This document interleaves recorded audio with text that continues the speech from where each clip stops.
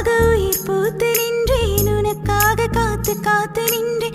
இன்னும் நானும் சிறுமிதான், எப்போது என்னை பெண் செய்குவான்?